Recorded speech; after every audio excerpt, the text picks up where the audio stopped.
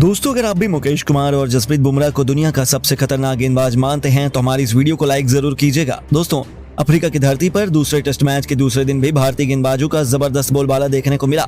एक तरफ ने जसप्रीत बुमराह और दूसरी तरफ से मुकेश कुमार ने मिलकर अफ्रीकी बल्लेबाजों की धज्जियां उड़ाकर रख दी। तो आखिर कैसे दूसरे दिन भी मैदान पर नहीं टिक सके अफ्रीकी बल्लेबाज और कैसे बुमराह ने एक के बाद एक अफ्रीकी बल्लेबाजों को पवेलियन का रास्ता दिखाकर झटका 5 विकेट। कैसे टीम इंडिया ने दूसरे टेस्ट मैच में किया कमाल और कैसे बुमराह की घातक गेंदबाजी से पलट गया मैच का पूरा रुख, यह सब कुछ हम आपको अपनी इस वीडियो में जरूर दिखाएंगे। लेकिन उससे पहले आपको क्या लगता है, जसप्रीत बुमराह और मोहम्मद सिराज में कौन है सबसे खतरनाक गेंदबाज? नीचे कमेंट करके जरूर बताइए।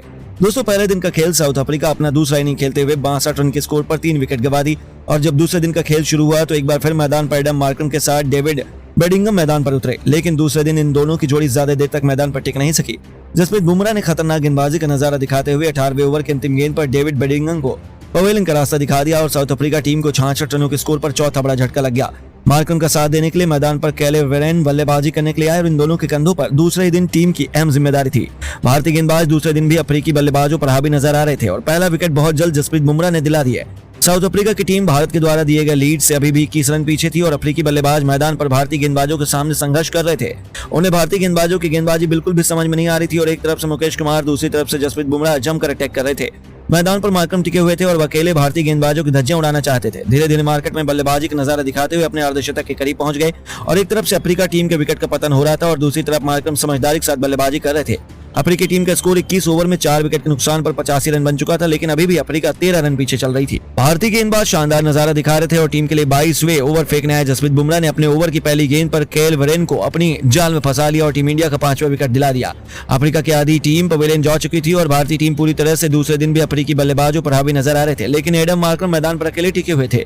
अब उनका साथ देने के लिए मैदान पर मार्को जॉनसन आ चुके थे। भारतीय टीम की गेंदबाजी देखकर अफ्रीकी टीम के होश उड़ गए थे। स्टेडियम में बैठे दर्शक भी बुमराह की खतरनाक गेंदबाजी का नजारा देखकर पूरी तरह से चौंक गए और टीम इंडिया को लगातार जसप्रीत बुमराह ने दूसरे दिन ही बहुत जल्द 2 विकेट दिला दिया। ये नजारा देखकर भारतीय खेमा पूरी तरह से खुश नजर आ रहा था। ये नजारा देखकर यही लग रहा था कि 5 विकेट का टेस्ट मैच 2 दिन में ही समाप्त होने वाला है, क्योंकि जसप्रीत बुमराह अपने पुराने अंदाज में आ चुके थे।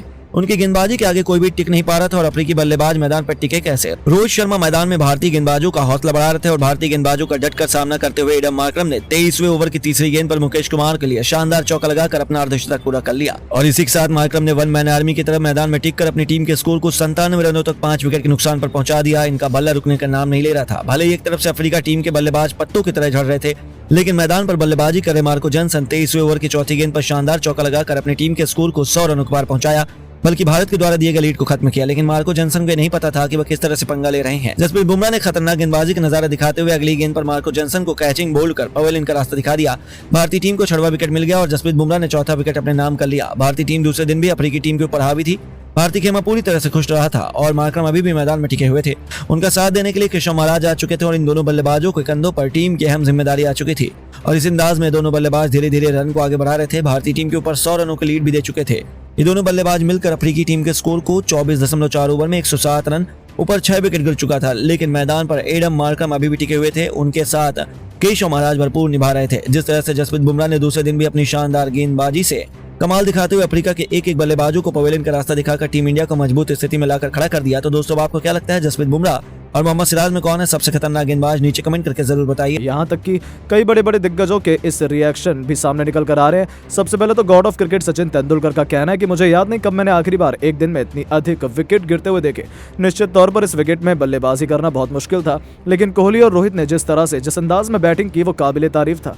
और यदि इस जीत का सबसे बड़ा हीरो कोई है तो वो है हमारे गेंदबाज और मोहम्मद सिराज। अब तो हमसे मुकाबला कोई छीन ही नहीं सकता है। हम आसानी से ये पहला टेस्ट मैच जीतने वाले हैं। तो वहीं शोएब अख्तर ने कहा कि माशाल्लाह ये होता है जब दो दुनिया की सबसे मजबूत टीमें टक्कर लेती हैं। तेज गेंदबाजी का इससे अद्भुत नमूना मैंने मॉडर्न डे क्रिकेट में नहीं देखा। एक दिन में 22 से अधिक गिरे और ये गेंदबाजों की क्वालिटी और बल्लेबाजों की कमजोरी को दिखाता है। मुझे तो लगता है आसानी से टीम इंडिया जीत जाएगी और शायद भारत पहली ऐसी टीम होगी जिन्होंने एक दिन में टेस्ट मैच जीत लिया। उन्होंने कमाल कर दिया। लेकिन दूसरी तरफ एबी डिविलियर्स का गुस्सा फूट पड़ा। उन्होंने कह दिया कि अभी हम हारे नहीं है, मुकाबला किसी भी तरफ जा सकता है। लेकिन जिस हिसाब से पहले दिन ही इतने अधिक विकेट गिरे वो देखकर मैं अभी भी हैरान हूं। बल्लेबाजों को यह परेशानी होती है, लेकिन इतना भी नहीं। निश्चित तौर पर यहाँ बल्लेबाजों ने खराब बैटिंग की है। टीम इंडिया की तारीफ होनी चाहिए, लेकिन हमारी टीम ने भी कमजोर नहीं खेला। मुझे अपनी पूरी टीम पर भरोसा है, हम अभी भी ये मैच जीत सकते हैं। जी हाँ दोस्तों, जहां डिविलियर्स ने अपनी टीम का साथ दिया तो वहीं महेंद्र सिंह धोनी का कहना है कि टीम इंडिया से ये टेस्ट मैच अब कोई नहीं छीन सकता।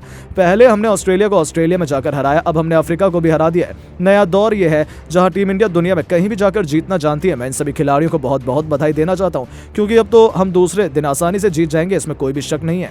तो वहीं अंत में रिकी पॉन्टिंग का कहना है कि मैंने तो ऑस्ट्रेलिया में भी ऐसे विकेट नहीं देखी कि एक दिन में 22 से भी अधिक विकेट गिर जाए। ये अपने आप में काबिले तारीफ था या खराब मुझे समझ में नहीं आ रहा, लेकिन बल्लेबाजों ने तो पसीने छोड़ दिए। इतना तो मैं साफ तौर पर कह सकता हूं, कोई भी बैटर ऐसी पिच पर नहीं खेलना चाहता जहां आप खाता भी ना खोल पाए। जैसे मैच के हालात है, मुझे लगता है कि भारत आसानी से जीत जाएगा।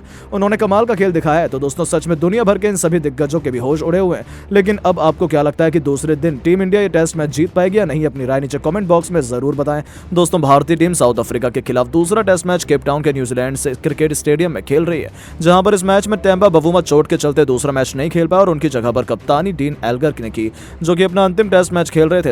इस बीच कप्तान एल्गर ने टॉस जीतकर पहले बल्लेबाजी करने का फैसला किया, जो गलत साबित हुआ क्योंकि अफ्रीका मात्र 55 रन पर ऑल आउट हुई।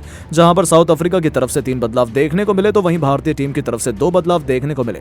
ऐसे में जब मैच प्रारंभ हुआ तो साउथ अफ्रीका की टीम की तरफ से ओपनिंग करने के लिए एडन मार्करम और डीन एल्गर आए, जहां पर दोनों बल्लेबाजों ने मिलकर तूफानी बल्लेबाजी करने का प्रयास किया। लेकिन इस बीच 5 रन के स्कोर पर मोहम्मद सिराज ने भारतीय टीम को पहली सफलता दिला दी, जहां पर उन्होंने एडन मार्करम को यशस्वी जायसवाल के हाथों कैच आउट कराया। इस बीच एडन मार्करम 10 गेंद पर मात्र 2 रन बनाकर पवेलियन को लौटे। इसके बाद बल्लेबाजी करने के लिए टोनी डिजॉर्जी मैदान पर आए, जिन्होंने टीम को संभालने का प्रयास किया। लेकिन दूसरी तरफ से अपना अंतिम मैच खेल रहे डीन एल्गर 6 ओवर में मोहम्मद सिराज की गेंद पर 15 गेंद पर 4 रन बनाने के बाद क्लीन बोल्ड होकर पवेलियन लौट गए।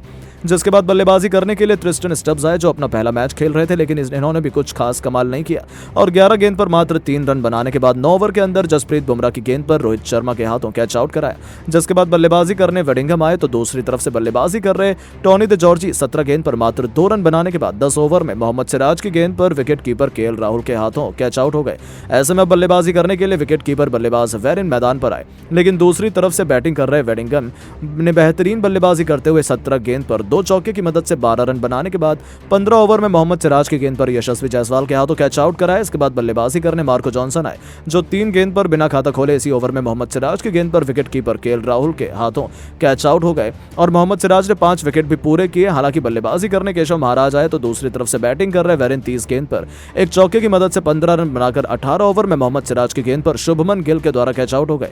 जिसके बाद बल्लेबाजी करने रबाड़ आए तो दूसरी तरफ से केशव महाराज ने 13 गेंद पर 3 रन बनाकर 20 ओवर में मुकेश कुमार की गेंद पर जसप्रीत बुमराह के हाथों कैच आउट कराया और अब बल्लेबाजी करने के लिए बर्गर मैदान पर आए, जो ज्यादा देर तक टीम को नहीं संभाल पाए। इस दौरान 23 ओवर में बर्गर ने 11 गेंद पर एक चौके की मदद से 4 रन बनाकर जसप्रीत बुमराह की गेंद पर यशस्वी जायसवाल के हाथों कैच दे दिया और अब अंतिम बल्लेबाज रबाड़ा भी 24 ओवर में मुकेश कुमार की गेंद पर 13 गेंद पर 4 रन बनाने के बाद श्रेयस अय्यर के हाथों कैच आउट हो गए और इसी के साथ 23.2 ओवर में साउथ अफ्रीका की टीम मात्र 55 रन पर ऑल आउट हो गई, जो भारत के खिलाफ किसी भी टीम का सबसे कम स्कोर था। इस दौरान मोहम्मद सिराज ने सर्वाधिक 6 विकेट लिए तो वहीं मुकेश कुमार और जसप्रीत बुमराह को 2-2 विकेट मिले। हालांकि इसका पीछा करने उतरी भारतीय टीम की तरफ से ओपनिंग करने के लिए यशस्वी जायसवाल और रोहित शर्मा आए, जहां पर दोनों बल्लेबाजों ने मिलकर बेहतरीन बल्लेबाजी की।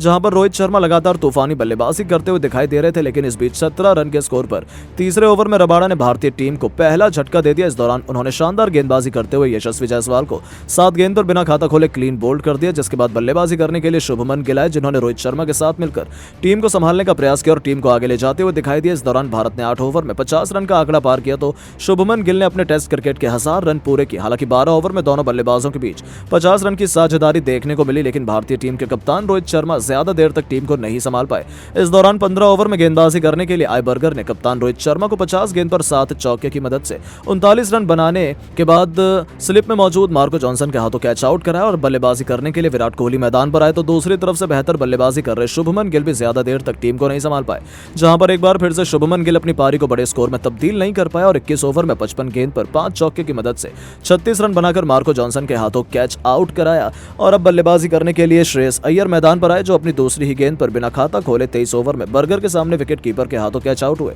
और अब बल्लेबाजी करने के लिए केएल राहुल मैदान पर आए। हालांकि 110 रन पर 3 विकेट गिर जाने के बाद विराट कोहली और केएल राहुल ने टीम को संभाला और दूसरे सत्र की समाप्ति तक 113 रन बनाए और जब अंतिम सत्र का खेल प्रारंभ हुआ तो दोनों ने टीम को आगे ले जाने का कार्य किया। तो वहीं 34 ओवर में लुंगी एनगिडी ने केएल राहुल को 33 गेंद पर एक चौके की मदद से 8 रन बनाकर विकेट कीपर के हाथों कैच आउट कराया। इसके बाद अब बल्लेबाजी करने के लिए रविंद्र रविंद्र जडेजा जो इसी ओवर में मात्र 2 गेंद पर बिना खाता खोले लुंगी की गेंद पर मार्को जॉनसन के हाथों कैच आउट हुए, जिसके बाद बल्लेबाजी करने के लिए जसप्रीत बुमराह मैदान पर आए, जो 2 गेंद पर बिना खाता खोले इसी ओवर में मार्को जॉनसन के हाथों कैच आउट कराया, जिसके बाद बल्लेबाजी करने मोहम्मद सिराज आए, तो दूसरी तरफ से बेहतर बल्लेबाजी कर रहे विराट कोहली भी ज्यादा देर तक टीम को नहीं संभाल पाए और वो 35 ओवर में रबाडा की गेंद पर स्लिप में मौजूद एडन मार्करम के हाथों कैच आउट कराया,